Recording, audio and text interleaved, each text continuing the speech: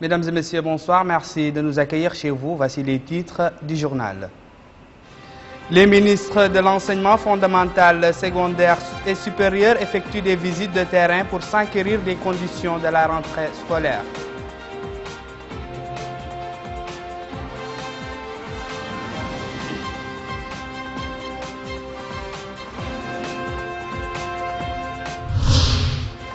Le département de l'habitat lance à partir de l'Rega à Elmina une opération de distribution de terrains viabilisés aux familles sinistrées suite aux dernières pluies.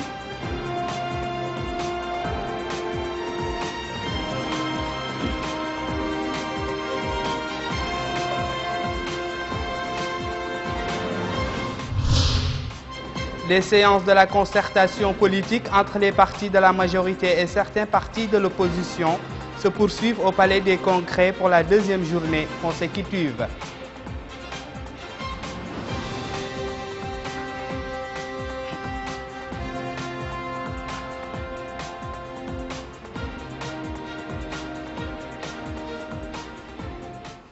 Bonsoir.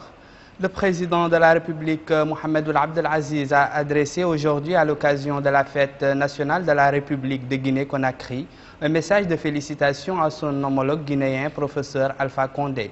Le chef de l'État a réaffirmé dans ce message sa ferme volonté d'œuvrer pour le renforcement et le développement des relations d'amitié et de coopération unissant les deux pays.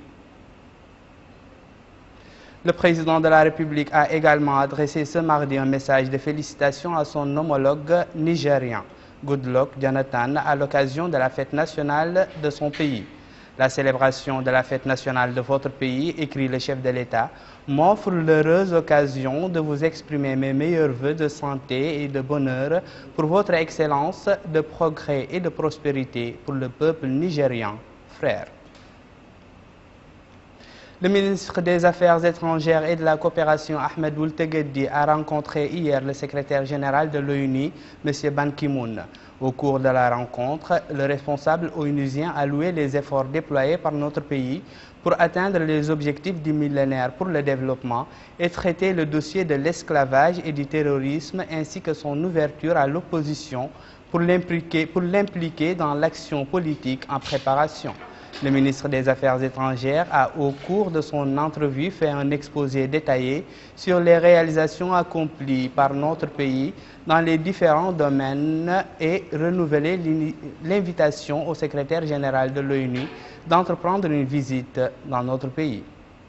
Les discussions entre les deux délégations des partis de la majorité et certaines formations de l'opposition se poursuivent à Nouakchott pour la deuxième journée consécutive.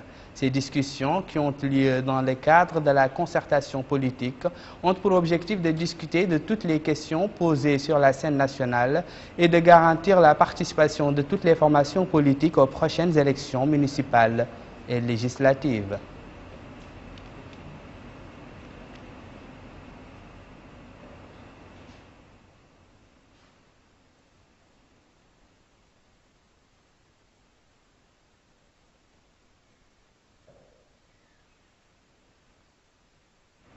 À cette occasion, le chef de la délégation des partis de la majorité, Mohamed Yahya Ould Harma, a fait la déclaration suivante à la télévision de Mauritanie. Je vous propose de l'écouter.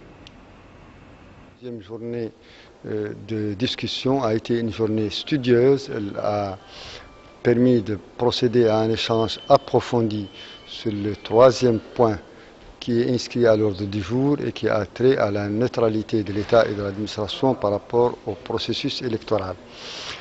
Donc c'était une journée studieuse où il y a eu des discussions approfondies et un échange de vues sur le sujet. On avait déjà abordé dans la journée d'hier deux thèmes qui avaient trait l'un à l'organisation matérielle, aux aspects organisationnels, procéduriers des élections et un deuxième point ayant trait aux institutions de supervision. Nous avons un bon espoir qu'à l'issue de ces discussions, qu'on évalue les points de convergence et que notre espoir est grand qu'on aboutisse à quelque chose de positif. Merci. À son tour, le président de la délégation des partis de l'opposition, Mohamed Ould-Mouloud, a fait une déclaration à la télévision dans laquelle il a exprimé sa satisfaction pour le climat général qui prévaut dans ces discussions. Je vous propose de l'écouter. Nous avons donc commencé à discuter dans un esprit très positif. Nous savons que ce dialogue doit viser à faire sortir le pays d'une crise politique qui n'a que trop duré, que tout le monde souhaite voir finir. Et nous avons donc, du côté de la coordination de l'opposition démocratique, posé tous les problèmes concernant surtout les thèmes les plus importants, à savoir est-ce que les conditions sont réunies pour l'organisation des élections le 23 novembre. Également, les institutions qui supervisent ces élections, comme la CENI, comme le Conseil constitutionnel, ou qui interviennent, comme l'État civil, l'Agence de l'État civil, etc. Et nous avons également aujourd'hui discuté de la neutralité de l'État dans l'organisation de ces élections. Nous poursuivons donc ces discussions. Et je pense que si nous continuons avec le sérieux et la franchise qui ont caractérisé ces discussions, le dialogue pourra aboutir à un résultat positif. C'est ce que nous espérons, Inch'Allah. Les écoles fondamentales ont ouvert aujourd'hui leurs portes sur toute l'étendue du territoire national. Au niveau de Nouakchott, le ministre de l'enseignement fondamental, M. Ba Ousmane, a effectué une visite à certains établissements primaires, dont l'école L'Imam Bouddha Oul-Boussaïri, El-Mina et l'école 1 au quartier Tarhil dans la Muqata'a de Riyad. Abdelrahman Hamadan. Aujourd'hui, la première journée de la rentrée scolaire. Au niveau de l'enseignement fondamental, cette journée a été marquée par une visite du premier responsable du département à certains établissements primaires pour s'assurer du démarrage effectif des cours dans ces établissements. C'est ainsi que le ministre a visité l'école L'Imam Bouddha Oul-Boussaïri à El-Mina, où il a constaté les cours présentés aux élèves et parlé avec eux sur leur niveau dans les deux langues, ainsi que leur préparation pour accueillir la nouvelle année scolaire. La deuxième étape de cette visite a été l'école 11 de Tarhil à Riyad. Ici, M. Ba Ousmane a eu des contacts avec le staff éducatif de cette institution et reçu des explications détaillées sur les procédures engagées pour assurer une bonne rentrée scolaire. Le département de l'enseignement fondamental a pris toutes les mesures de nature à garantir une année scolaire réussie pour la rentrée scolaire 2013-2014. Je profite de ma présence ici pour renouveler un appel à tous les acteurs et membres de la famille scolaire au niveau de l'enseignement fondamental pour redoubler d'efforts afin d'assurer à notre école fondamentale un enseignement de qualité en vue de garantir un avenir meilleur à nos enfants. Le secrétaire général de l'association des parents d'élèves, M. Ahmed El-Saïr, a, dans un mot pour l'occasion, loué ce genre de visites pour s'enquérir des préparatifs de la rentrée scolaire et pour s'assurer que les cours ont débuté effectivement dans les établissements scolaires. Il est à noter que l'année scolaire dernière a été marquée par une hausse considérable des indicateurs de développement du secteur de l'enseignement fondamental. Le ministre de l'enseignement secondaire, Omar Ould-Ma'tala, a quant à lui visité aujourd'hui à Nouakchott des établissements d'enseignement relevant de son département. La visite, qui s'inscrit dans le cadre de l'ouverture de l'année scolaire 2013-2014, a permis au ministre de se rendre dans les collèges d'Iksar, de Sabra 2, de Riyad 6 et du lycée 1 de Toujounine, où il s'est assuré de la présence des élèves et des professeurs. Dans le cadre de la nouvelle rentrée des classes 2013-2014, le ministre à l'enseignement secondaire, Omar Ould-Ma'tala, était l'hôte du collège d'Uksar, de celui de Sabra, de Riyad et du collège de Toujouni. Débutée par le collège d'Uksar, cette visite a permis au ministre de l'enseignement secondaire de s'enquérir du déroulement de cette première journée des classes. Après Uksar, le ministre s'est rendu au collège Sabra 2. Dans cet établissement, Le ministre a explicitement expliqué au personnel, aux élèves également, les nouvelles mesures prises pour cette nouvelle rentrée des classes. Ensuite, à Riyad 6, le ministre de l'enseignement secondaire a fait remarquer la non-mobilisation des élèves ce premier jour de classe. Il les a exhortés à reprendre la route de l'école. Aux parents, le ministre a appelé à la rigueur avec les élèves. Le ministre a terminé ses visites par le collège de Toujouni où, après avoir fait la visite de cet établissement, a affirmé compter sur le bon vouloir de tous pour augmenter les taux de réussite cette année.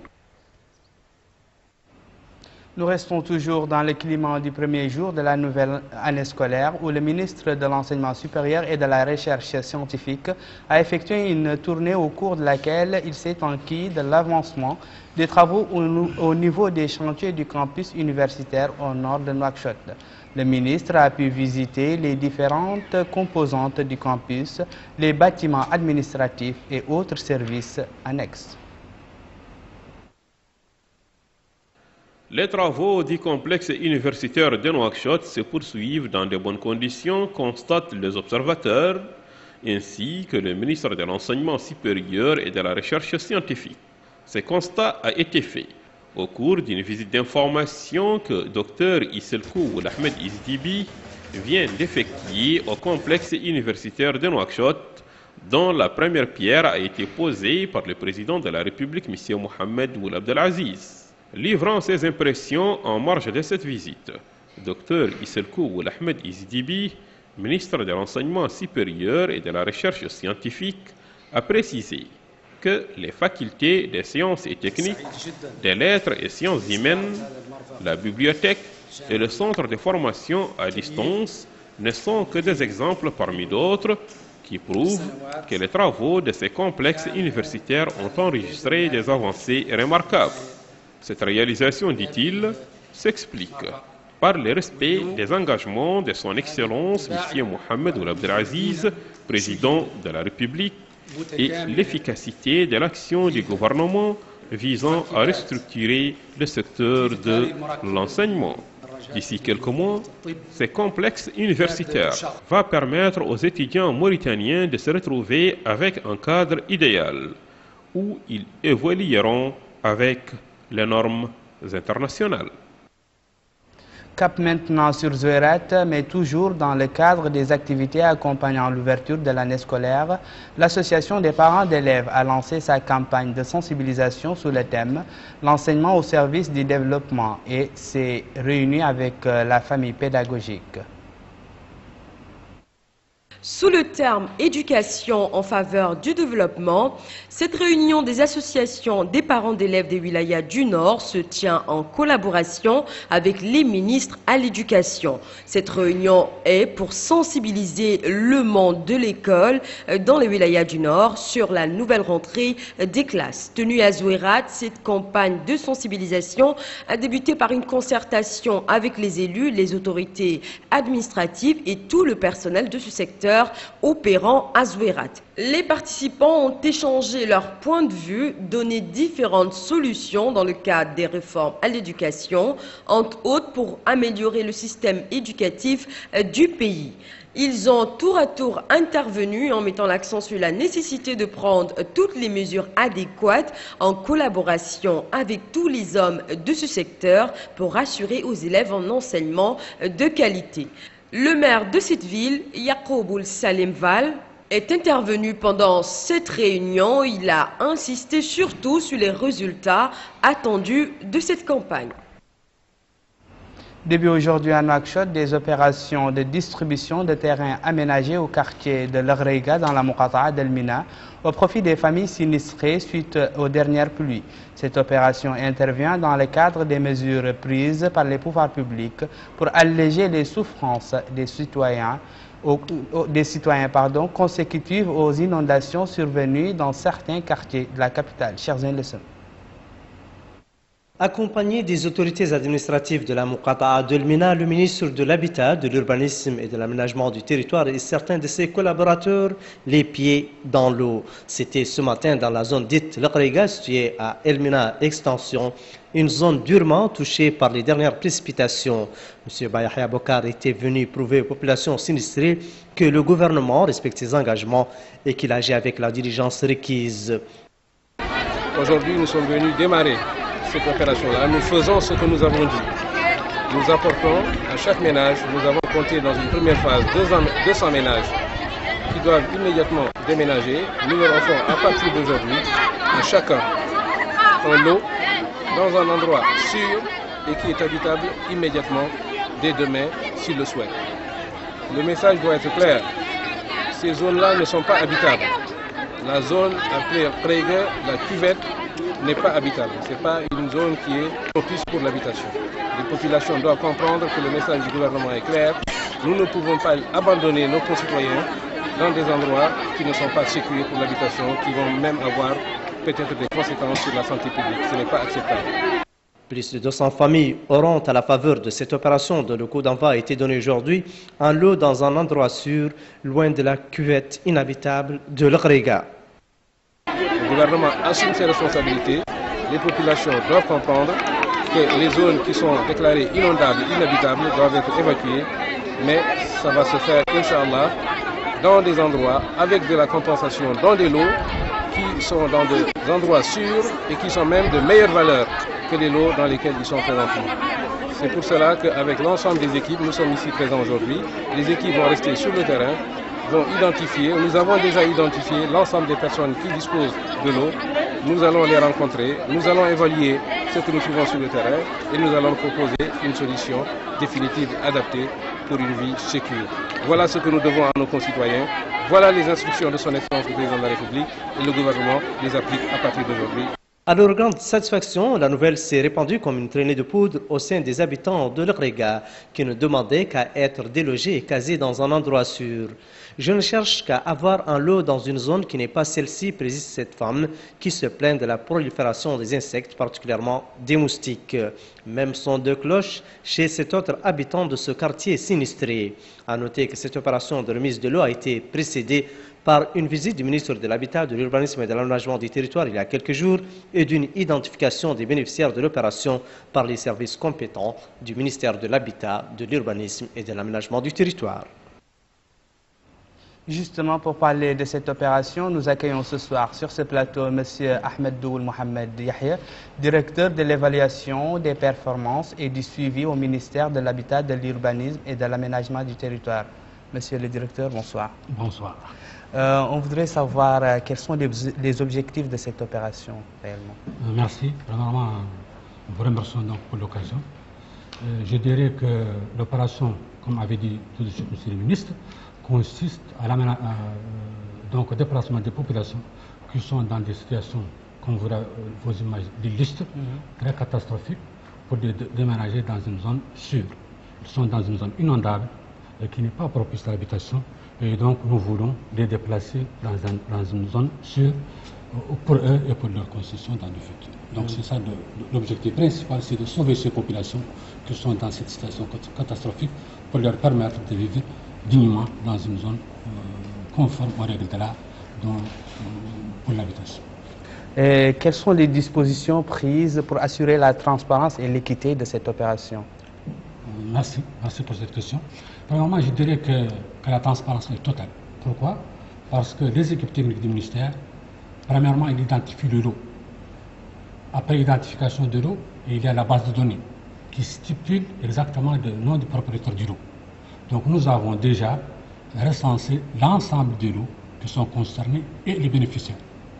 Et donc les bénéficiaires s'adressent à l'agence de développement urbain, qui est donc le maître d'ouvrage délégué de cette opération, et immédiatement il est donc muté dans une zone adéquate.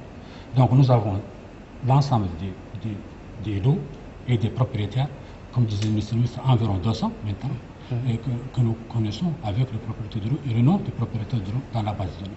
Donc l'erreur n'existe pas. Si vous avez éventuellement un mot à dire à l'endroit des citoyens qui attendent. Merci. Moi, ce que je demande, c'est que les citoyens collaborent avec les équipes techniques qui sont là depuis 2 semaines, sur l'instruction de son Excellence le ministre de l'Agriculture, et donc s'orienter immédiatement vers l'agence pour bénéficier de cette occasion qui est rare et qui est très opportune pour ces populations. Merci, monsieur le directeur. Je rappelle que vous êtes directeur de l'évaluation des performances et du suivi au ministère de l'Habitat, de l'Urbanisme et de l'Aménagement du territoire. Merci. Merci pour votre visite. Nouakchott a abrité aujourd'hui un atelier de validation d'une étude réalisée par le ministère des Affaires économiques et du Développement et la Banque africaine pour le développement BAD sur la croissance et l'emploi en Mauritanie. L'étude vise à diagnostiquer tous les secteurs productifs ainsi que les foyers de l'emploi qui peuvent être exploités au cours des prochaines années, particulièrement les foyers miniers, halieutiques, agricoles et pastoraux, en plus des travaux publics. Abdelrahman Hamadan. Les travaux de cet atelier s'articulent sur la validation de l'étude réalisée par le ministère des Affaires économiques et du Développement et la Banque africaine pour le développement sur la croissance et l'emploi en Mauritanie. Cette étude vise à diagnostiquer tous les secteurs productifs ainsi que les foyers de l'emploi qui peuvent être exploités au cours des prochaines années, particulièrement les foyers miniers, halieutiques, agricoles et pastoraux, en plus des travaux publics. Elle vise également à reconnaître les impacts de la croissance sur les taux de l'emploi, notamment sur la frange des jeunes, mettant en exergue l'orientation des politiques économiques en direction de l'emploi comme objectif principal de toutes les stratégies de développement sectoriel. L'étude a été lancée en décembre 2012 dans un contexte de prise de conscience de la problématique aiguë de l'emploi, particulièrement celui des jeunes, et sa corrélation avec la croissance qu'il importe de rendre inclusive. Elle prend aussi en considération l'inadéquation entre l'offre et la demande sur le marché du travail. C'est pourquoi le programme de son Excellence, le Président de la République, M. Mohamed Ould Abdelaziz, mis en œuvre par le gouvernement de M. Moulay Ould Mohamed Lagdaf depuis quelques années, conscient de ces handicaps, a déjà initié un programme ambitieux de formation professionnelle pour satisfaire les besoins spécifiques du marché. Leur disponibilité est entière pour appuyer toute initiative visant à relever les défis de la croissance et de l'emploi des jeunes. La Banque africaine pour le développement attache une importance particulière à la thématique de cet atelier et entend mener son action pour améliorer le développement des pays africains, particulièrement la Mauritanie. Il s'agit d'un sujet d'actualité qui se trouve également au centre des préoccupations du gouvernement de la Mauritanie. Le groupe de la Banque africaine de développement prête également une attention particulière à la croissance inclusive qui constitue l'un des 2 objectifs cardinaux de sa stratégie à long terme. L'autre objectif étant la transition vers la croissance verte.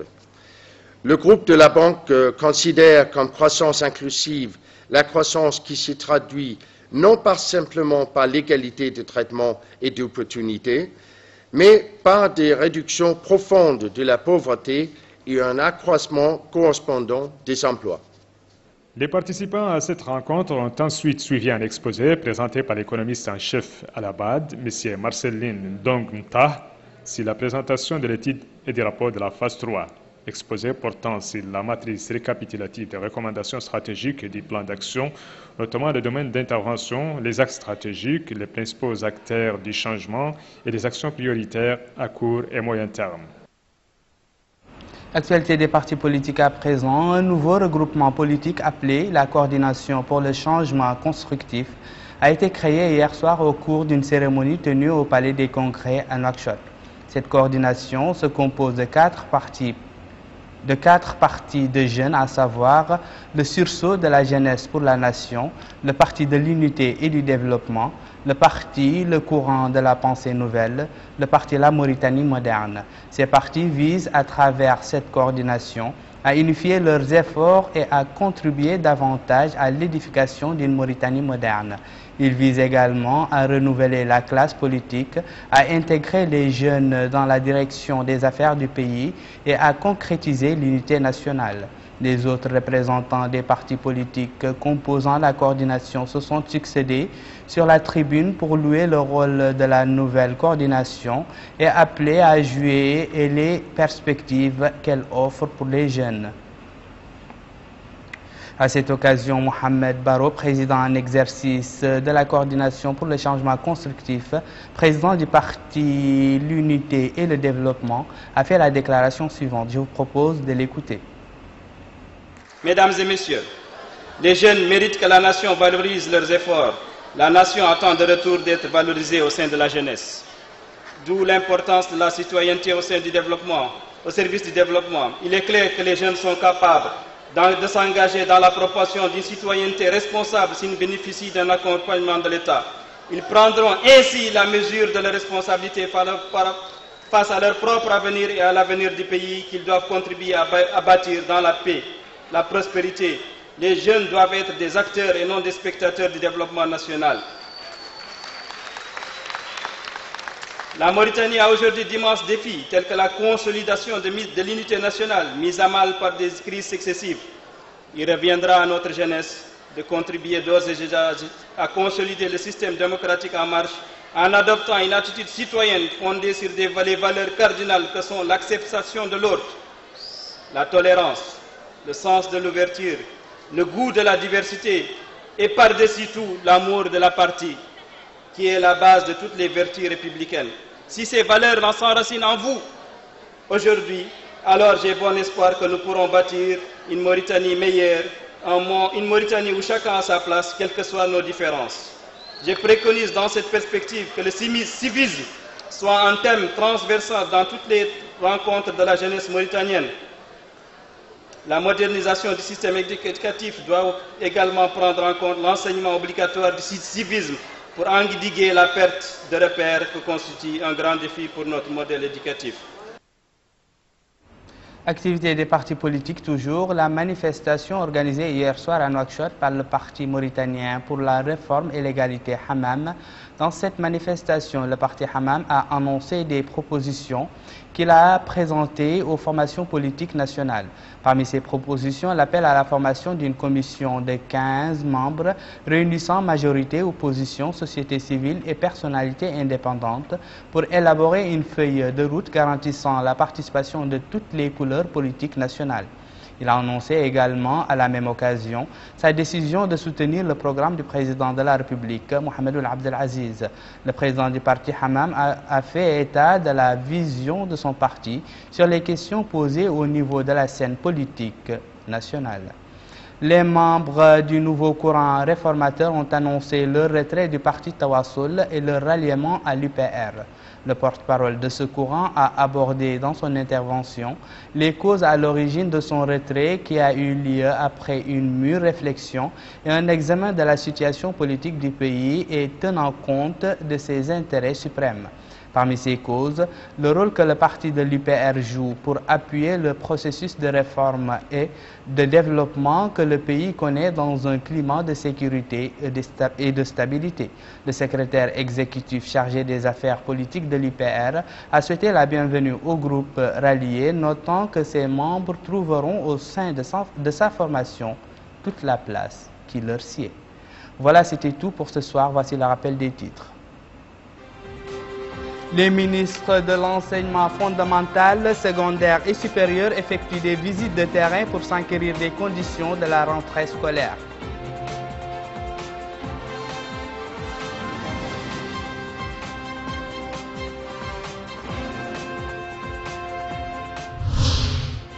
Le département de l'habitat lance à partir de l'Orega à Elmina une opération de distribution de terrains viabilisés aux familles sinistrées suite aux dernières pluies.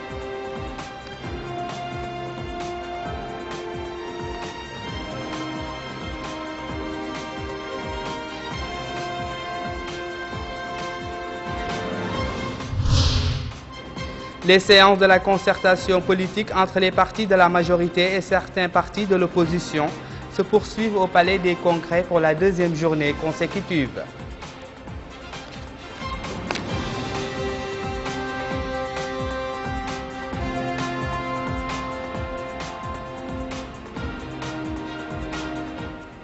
C'est la fin de ce journal. Merci de l'avoir suivi. Merci également pour votre fidélité. Prenez soin de vous. Chaque jour est une vie. Au revoir.